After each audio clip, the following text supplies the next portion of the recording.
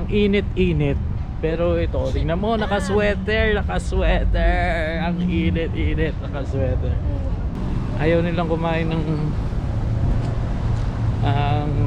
ng sausage. Kaya nagyaya pa dito sa Portos. Bibili kami ng pagkain nila. Sandwich yata. Tsaka daw. Tsaka anong bibili natin? Tsaka bibili daw sila ng drinks. Alam ko na kung anong drinks yan. Matcha. Ang dami pong tao dito sa Portos, parang palengke. Isa siyang Cuban na bakery, tapos nag-transform na siya sa parang restaurant. Hintayin namin yung order namin. Matagal yun kasi prepare pa.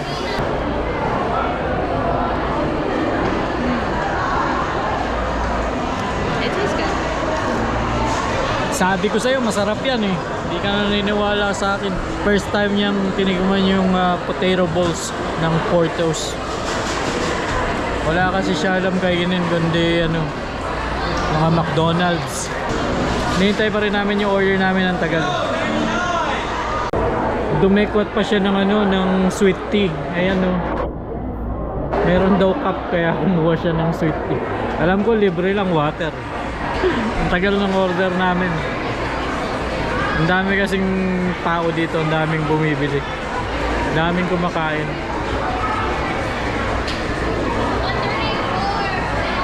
Yun, 134. Thank you.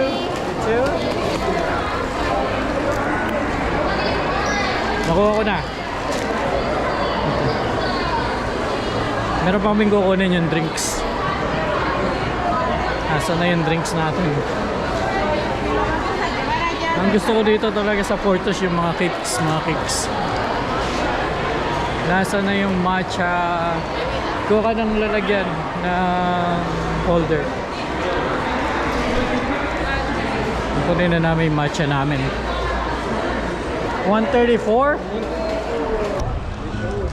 matcha.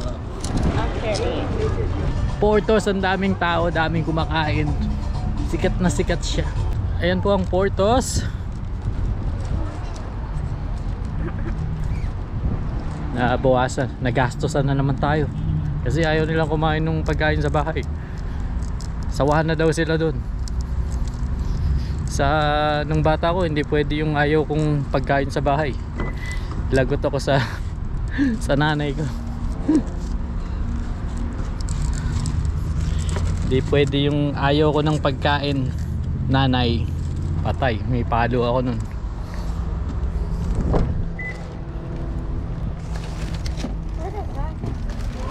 Yun nga, ayaw daw nila ng pagkain sa bahay. Sawa na daw sila doon kasi nagluto yung lola nila ng sausage.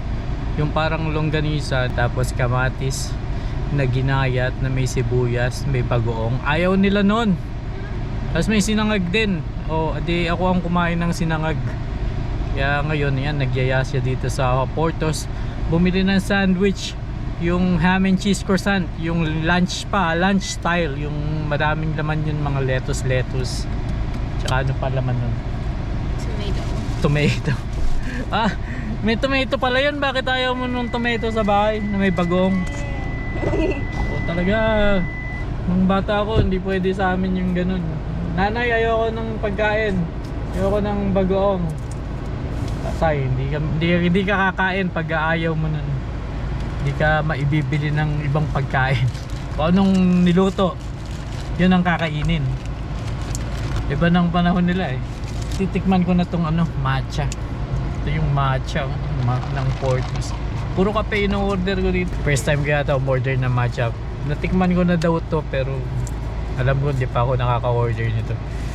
Lagi ko in-order yung coffee, iced coffee, basta ganun. Okay, titikman ko na. Paano ba to? Hindi ko alam, inosente ako eh. Inosente ang tatay mo eh.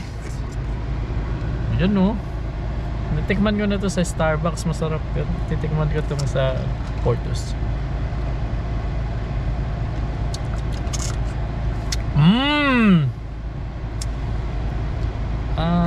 parang mas ano, mas matamis siya sa ano kesa dun sa Starbucks.